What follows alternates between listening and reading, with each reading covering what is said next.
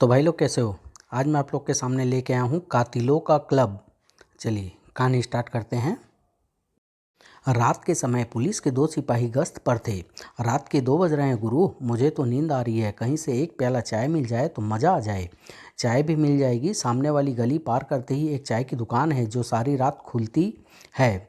दोनों सुनसान गली में प्रविष्ट हुए। अरे यह क्या है, शायद कोई लाश है। जब वह निकट पहुंचे, माय गॉड, यह तो अपने इंस्पेक्टर जगदीश साहब हैं और मर चुके हैं। जल्दी हेडक्वार्टर को सूचना दो। कुछ ही देर में वह गली पुलिस वालों से भर गई। इंस्पेक्टर प्रधान तेजी से फोटोग्राफर फिंगरप्रिंट एक्सपर्ट को निर्देश दे रहा था। लाश के हर एंगल से फोटो लो और इर्द गिर्द के क्षेत्र से कदमों के निशान उठाओ। जब पुलिस का डॉक्टर लाश का निरीक्षण करके उठा, क्या विचार है डॉक्टर, मौत किस तरह हुई? लाश पर कोई घाव नहीं है। मेरा विचार है मौत जहर से हुई है। पूरी रिपोर्ट तो पोस्टमार्टम के बाद ही दे सकूंगा। 2 घंटे में पुलिस ने घटनास्थल पर अपनी कार्यवाही पूरी कर ली और लाश को पोस्टमार्टम के लिए भेज दिया। मैं हेडक्वार्टर जा रहा हूँ, 4 सिपाहियों को ड्यूटी इस क्षेत्र में लगा दो। Yes sir.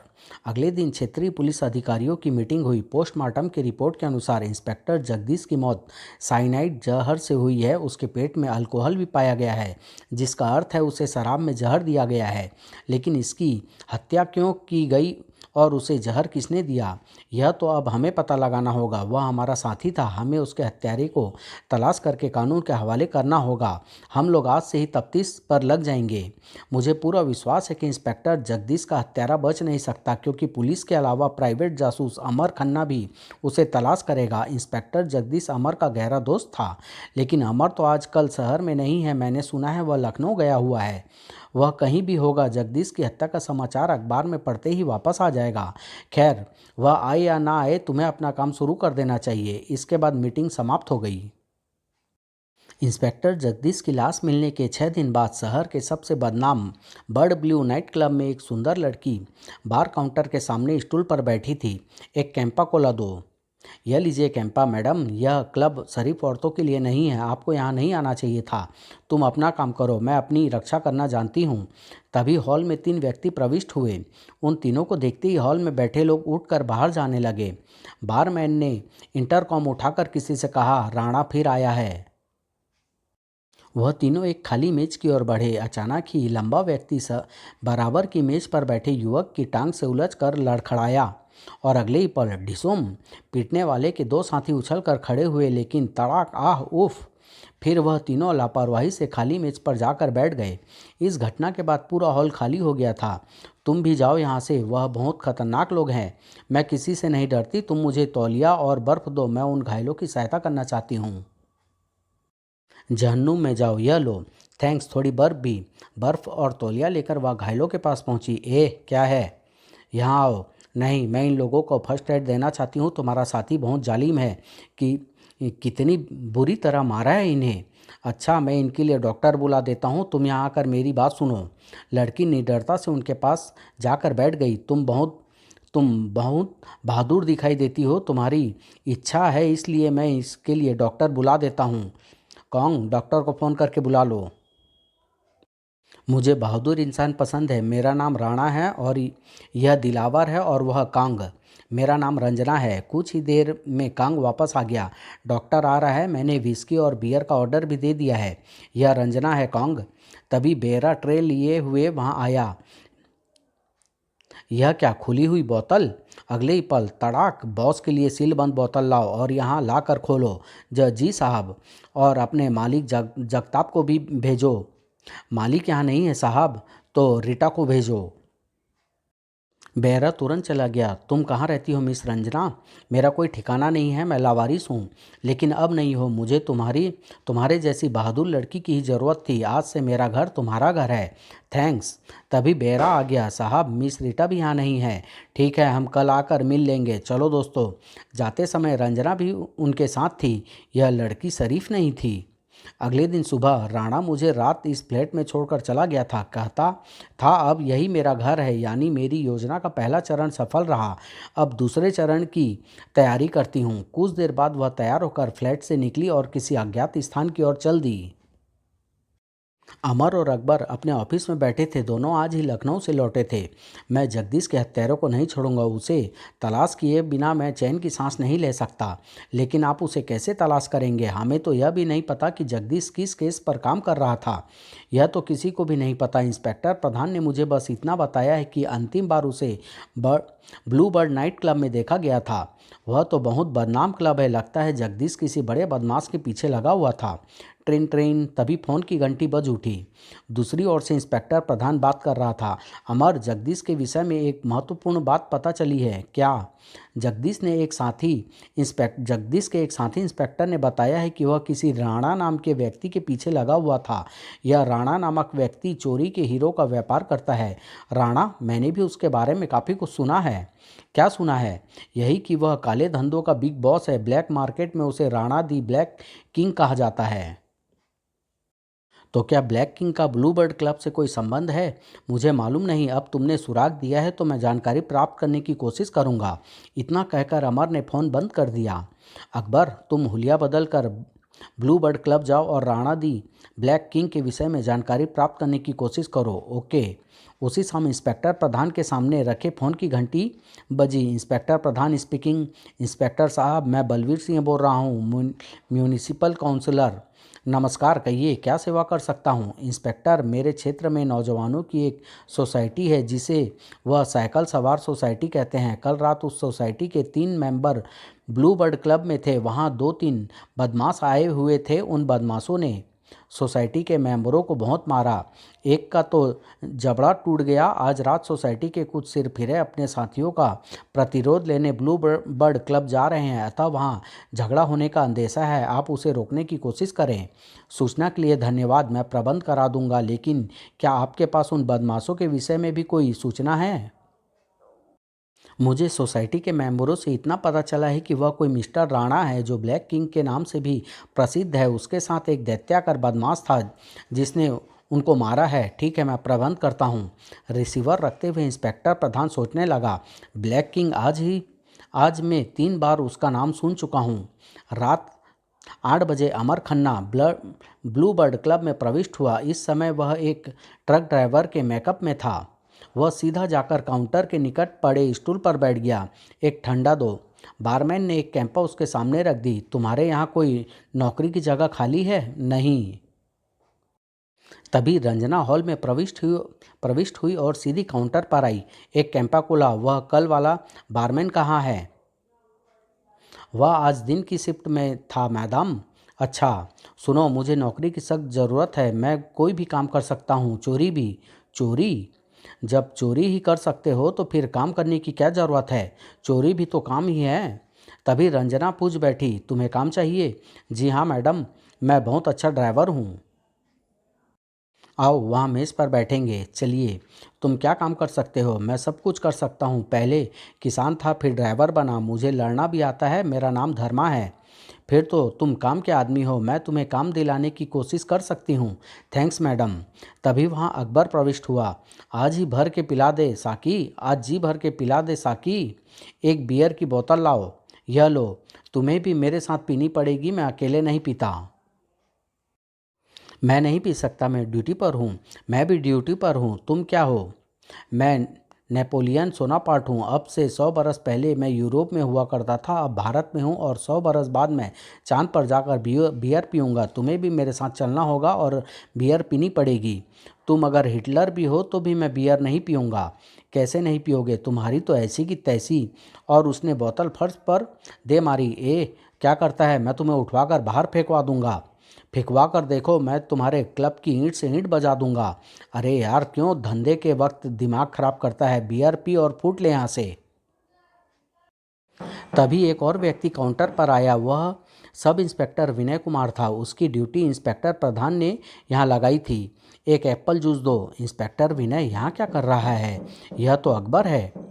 Hello, hello my dear Ibrahim Lincoln. मेरा ख्याल है हम दोनों 200 साल बाद मिल रहे हैं। यह शायद अपनी पहचान छुपाना चाहता है। तुम भूल गए, हम 200 साल पहले नहीं 400 साल पहले मिले थे। यह साले दोनों पागल हैं। उधर राणा दी ब्लैक किंग परेशान सा कमरे में टहल रहा था। आखिर रंजना गई कहाँ? अपने घर चली गई होगी बॉस, वह अच्छी लड़की नहीं थी। सटअप, वह अच्छी लड़की है, उसे ढूंढ कर लाओ। कहाँ ढूंढे उसे? बर्ड ब्लू क्लब में। या तो वह वहाँ आएगी या वहाँ उसे कोई जानता होगा। कॉन्ग, तुम इसी समय क्लब जाओ। ओके बॉस, मैं अभी जाता हूँ। अपना पिस्तौल यहीं छोड़ कर जाओ, तुम बिना सोचे समझे उसका इस्तेमाल कर डालते हो। उधर क्लब में, अब से हम दोनों दोस्त हैं धर्मा। मैं तुम्हें काम दिलाने की कोशिश करूँगी। धन्यवाद रंजना जी। तभी कॉन्ग हॉल में प्रविष्ट हुआ। क्या क्या आदमी है, बिल्कुल देव लगता है। हाँ, अगर वह आकर मुझसे बात करे तो तुम बीच में न बोलना। बॉस ने तुम्हें अभी बुलाया है रंजना। क्यों? सवाल मत करो और मेरे साथ चलो। ओके कॉन्ग, लेकिन मैं कैंपा तो पी लूँ। नहीं तभी 5 व्यक्ति वहाँ प्रविष्ट हुए। धड़ाक। वह रहा, उसने ही हमारे साथियों को मारा था। पकड़ लो इसे, मारो, घेर लो। कांग फुर्ती से हॉल के कोने में पहुंच गया और उसने अपने सामने कुछ कुर्सियां जमा कर ली। यह साले मुझसे कल रात का बदला लेने आए हैं। अगले पल, आ जाओ सालो, यहाँ लड़ाई होगी धर्मा। लड़ाई शुरू होते ही हम यहाँ से भाग लेंगे। कहाँ? हम राणा के पास जाएंगे, जिसे कॉन्ग बॉस कह रहा था। वह तुम्हारा दोस्त है? हाँ। उफ, यहाँ तो भयानक जंग होने वाली है। मैं ज़रा एक फ़ोन करके आता हूँ। अरे छोड़ो फ़ोन को, लड़ाई देखो। दोनों लड़ाई देखने लगे। यह ले। तभी रंजना अमर का हाथ पकड़कर उठी। भागो धर्मा। क्लब से बाहर आकर वह एक टैक्सी में बैठकर चल दिए। हम कहाँ जा रहे हैं? मैंने कहा ना, राणा के पास। वहाँ तुम्हें काम भी मिल जाएगा। अगर मैंने तुम्हें काम दिला दिया तो तुम्हें भी मेरा एक काम करना होगा धर्मा। तुम जो कहोगी मैं करूँगा। फ्लैट पर पहुंचकर रंजना ने घंटी बजाई। दरवाज़ा दिलावर ने खोला। ओह, तुम आ गई। कौन कहाँ है? उधर क्लब में, सबको मार डालूंगा। वाह वाह, क्या आदमी है, मैं इसे अपने साथ चांद पर लेकर जाऊंगा। सटअप। कॉन्ग ने अब चौथे व्यक्ति को भी जमीन चाटने पर मजबूर कर दिया था। शेष केवल एक बचा था। वही खंजर लेकर आगे बढ़ा। आजा, तू भी आजा। अगले पल, जा तू भी अपने साथियों के पास जा। तभी ठहरो। अब सब इंस्पेक्टर विनय भी अपना पिस्तौल निकाल कर आगे बढ़ा। कोई अपनी जगह से नहीं हिलेगा। तुम सब दंगा करने के आरोप में गिरफ्तार किए जाते हो। और विनय ने जेब से हथकड़ी निकालकर कॉन्ग के हाथों में डाल दी। इधर राणा के फ्लैट में, कॉन्ग कहाँ है रंजना? वह मुश्किल में फंस गया है। रात उसने जिन लोगों को मारा था उनके साथी उससे लड़ने आ गए थे। और यह कौन है? यह धर्मा है। क्लब से यही मुझे निकाल कर लाया है। उन लोगों ने क्लब में तोड़फोड़ मचा दी थी। आप मिस्टर कॉन्ग के लिए कुछ कीजिए, वह मुसीबत में है। कितने आदमी थे कॉन्ग के मुकाबले पर? 5 थे। फिर कोई बात नहीं, कॉन्ग अकेला ही 20 के लिए काफ़ी है। लेकिन तुम अचानक कहाँ चली गई थी? मैं अकेली बोर हो गई थी, इसलिए घूमने चली गई थी। राणा साहब, धर्मा मेरा दोस्त है, इसे नौकरी चाहिए। क्या काम कर सकता है यह? मैं हर सख्त से सख्त और मुश्किल से मुश्किल काम कर सकता हूँ। बहुत अच्छा ड्राइवर हूँ और पिस्तौल भी चला लेता हूँ। दिलावर, जरा इसे संभालना। अगले ही पल दिलावर ने पिस्तौल निकालकर अमर के कमर से लगा दिया। लेकिन अमर फुर्ती से घुमा और दिलावर का पिस्तौल वाला हाथ पकड़कर उसे झटका दिया। साथ ही दूसरे हाथ का घूंसा दिलावर के जबड़े पर मारा। डिसुम, आह! घूंसा खाकर दिलावर नीचे गिरा तो फिर उठ नहीं सका। अमर की फुर्ती देखकर राणा हैरान था। वेरी गुड, तुम बहुत फुर्तीले हो और मुझे फुर्तीले आदमी पसंद है। लेकिन आपको सही आदमी का चयन करना नहीं आता। दिलावर मूर्ख था, उसे यह भी पता नहीं कि पिस्तौल कभी दुश्मन के शरीर से नहीं सटाते। हमेशा कम से कम 2 फुट की दूरी रखनी चाहिए। मुझे तुम्हारी बात भी पसंद आई, लेकिन यह दिलावर अभी तक उठा क्यों नहीं? इसके लिए तो अब आपको डॉक्टर बुलाना पड़ेगा, क्योंकि इसके जबड़े की हड्डी खिसक गई है और यह बेहोश है। मैं तो दिलावर को बहुत फुर्तीला समझता था। खैर, मैं तुम्हें नौकरी दे रहा हूँ धर्मा। ओह राणा साहब, धन्यवाद। जो कुछ हुआ उसे देखकर तो मेरी जान ही निकल गई थी। ट्रेन ट्रेन घबराने की ज़रूरत नहीं रंजना, मैं तो धर्मा का टेस्ट ले रहा था जिसमें यह सफल रहा। तभी भीतरी कमरे में रखे फ़ोन की घंटी बज उठी थी। मैं फ़ोन सुनकर आता हूँ, तुम आराम से बैठो धर्मा, अब हम दोस्त हैं। धन्यवाद बच्चू, दोस्त नहीं दुश्मन कहो। राणा भीतर चला गया। मैं तो डर गई थी धर्मा, लेकिन तुम सचमुच फुर्तीले और शक्तिशाली हो। दिलावर राणा का खास आदमी है और तुमने उसे। मैं दिलावर जैसे 10 आदमियों से एक ही समय में निपट सकता हूँ। तभी राणा फ़ोन सुनकर वापस आ गया। बहुत बुरा हुआ, कॉन्ग गिरफ्तार हो गया है। क्या कहा, कॉन्ग गिरफ्तार हो गया है? हाँ, क्लब में पुलिस पहुंच गई और वह गिरफ्तार हो गया। मैं बहुत परेशान हूँ। मेरे दो खास खास साथी जैकब और नारायण पहले ही शहर में नहीं है। दिलावर को तुमने बेकार कर दिया है और कॉन्ग पुलिस स्टेशन में है। मैं अब बिल्कुल अकेला रह गया हूँ। लेकिन मैं जो हूँ आपके साथ, आप मुझे अपने किसी भी साथी से कम नहीं पाएंगे। मुझे तुम पर पूरा भरोसा है, लेकिन अगर इस समय जैकब और नारायण भी मेरे साथ होते तो और अच्छा होता। वह दोनों बहुत अनुभवी हैं। कहाँ है वह दोनों? मैंने उन्हें एक काम के सिलसिले में मद्रास भेजा हुआ है। खैर, तुम आज से ही मेरे साथ काम कर रहे हो धर्मा, तुम्हें मेरे साथ ही रहना होगा। मैं तैयार हूँ बॉस। वैसे भी मैं एक होटल में पड़ा हुआ था, आप कहें तो मैं अपना सामान ले आऊँ? हाँ जाओ, लेकिन जल्दी वापस आना। आधे घंटे में आ जाऊँगा। अकबर क्लब से वापस घर आकर अमर की प्रतीक्षा में बैठा था कि इंस्पेक्टर प्रधान का फ़ोन आ गया। अकबर, अमर कहाँ है? वह चांद पर गए हैं इंस्पेक्टर प्यारे। कहो, तुम्हें क्या कष्ट है? कष्ट के बच्चे, मैं पूछता हूँ, क्या तुम और अमर कुछ देर पहले बर्ड ब्लू क्लब में थे, लेकिन तुम्हें क्या कष्ट है? अमर के साथ कोई औरत औरत भी थी। वह यह सब मुझे सब इंस्पेक्टर विनय ने बताया है। थी, लेकिन तुम्हें क्या कष्ट है? वह औरत स्वर्गीय इंस्पेक्टर जगदीश की पत्नी सरला थी। मैं यह जानना चाहता हूँ कि अमर उसके साथ क्लब में क्या कर रहा था। क्यों, तुम्हें क्या कष्ट है? अबे ओ मोटे भैंस, वह कष्ट कष्ट क्या लगा रखा है? तू कभी गंभीर नहीं हो सकता क्या? लो, हो गया गंभीर। बोलो, क्या कह रहे थे तुम? मैं जानना चाहता हूँ कि अमर कहाँ है और सरला क्लब में क्या कर रही थी। वह औरत जगदीश की पत्नी थी, यह मैं नहीं जानता था और न ही अमर जानते हैं, क्योंकि हम कभी जगदीश की पत्नी से मिले ही नहीं थे। फिर अमर उसके साथ कैसे था, यह तो अमर ही बता सकता है। वह आ जाए तो मैं तुम्हें फ़ोन कर दूंगा। उधर आधे घंटे के बाद अमर राणा के पास वापस पहुंचा। वेरी गुड, तुम समय के भी पाबंद हो। यह सारे हीरे चोरी के होंगे। दिलावर कहाँ है? उसे अस्पताल भेजना पड़ा, तुमने उसके जबड़े की हड्डी तोड़ डाली थी। तभी रंजना, मैं और धर्मा एक काम से जा रहे हैं, तुम यहीं फ्लैट पर रहना। वापस आकर मैं तुमसे कुछ बात करूँगा। ओके। कुछ देर बाद राणा और धर्मा गाड़ी में जा रहे थे। ब्लू बर्ड क्लब चलो, मुझे वहाँ के मालिक जगताप से मिलना है। लेकिन आपके साथी कौन का क्या होगा? कुछ नहीं होगा, मैं उसे जमानत पर छुड़ा लूँगा, लेकिन यह काम अब सुबह होगा। इस समय तो मुझे जगताप से एक सौदा करना है। क्लब में बहुत कम ग्राहक थे। वह दोनों जाकर एक टेबल पर बैठ गए। वेटर, जब वेटर नज़दीक आया, 2 बोतल बियर लाओ, लेकिन बोतल मेरे सामने लाकर खोलना और जगताप को या उसकी पार्टनर रीटा को भेजो। जी साहब। कुछ ही देर में एक औरत उनकी टेबल पर आई। हेलो मिस्टर राणा, जगदाप तो यहाँ नहीं है, मैं कुछ सेवा कर सकती हूँ? बैठो रीटा, मुझे तुमसे ज़रूरी बात करनी है। आई एम सॉरी राणा साहब, आपका आदमी यहाँ गिरफ्तार हो गया है। लेकिन यह कौन है? यह धर्मा है, मेरा नया साथी। तुम यह बताओ, जगताप कहाँ है? वह तो आज रात की फ़्लाइट से दिल्ली गया है। तुम क्या समझती हो, इस तरह भागने से वह बच जाएगा? उसके पास जो हीरे हैं, मैं उन्हें हासिल करके ही रहूँगा। उससे कह देना कि वह शराफत से मुझे हीरे दे दे, वरना। रीटा ने बात काटी। प्लीज़ राणा साहब, मैं इस मामले में जगताप से कुछ बात नहीं कर सकती। मैं तो केवल क्लब के कारोबार में उसकी पार्टनर हूँ। तो फिर ठीक है, जब मैं जगताप को पकड़ कर उसका गला काटूंगा तब रोती हुई मत आना। चलो धर्मा, कहकर राणा तेजी से उठकर दरवाजे की ओर बढ़ गया। तभी रीटा ने अमर से दबे स्वर में कहा, सुनो, समय मिलते ही तुम मुझे यहाँ फ़ोन करना ज़रूर। गाड़ी ड्राइव करते हुए अमर सोच रहा था, रीटा ने मुझे फ़ोन करने को क्यों कहा? मुझसे क्या चाहती है वह? धर्मा, सीधे फ्लैट पर चलो। कुछ देर बाद अमर ने बिल्डिंग के सामने गाड़ी रोक दी। धर्मा, तुम यहीं गाड़ी में बैठो, मुझे ऊपर जाकर रंजना से कुछ ज़रूरी बात करनी है। आधा घंटा लगेगा, फिर मैं तुम्हें अपनी कोठी पर ले चलूँगा। Okay boss. राणा के उतर कर जाते ही अमर एक पब्लिक टेलीफोन बूथ में घुसा और ब्लू बर्ड क्लब का नंबर मिलाकर रीटा से बात करने की इच्छा प्रकट की। कुछ क्षण बाद उसे रीटा का स्वर सुनाई दिया। हेलो धर्मा, मैं तुम्हारे ही फ़ोन की प्रतीक्षा में थी। कहिए, मैं क्या सेवा कर सकता हूँ? सेवा तो तुम्हारी मैं करना चाहती हूँ। मैं तुम्हें राणा से अधिक पैसा दे सकती हूँ अगर तुम मेरे लिए काम करना चाहो तो। 1 घंटे बाद होटल रॉयल के रूम नंबर 24 में आ जाओ। यह मुझे राणा से तोड़ना चाहती है, मामला दिलचस्प है, इससे मिलना चाहिए। अगले पल, ओके मैं आ जाऊँगा।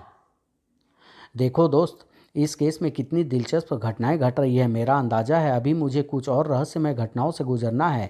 यह सब मैं अपने मित्र इंस्पेक्टर जगदीश के हत्यारे की तलाश में कर रहा हूँ।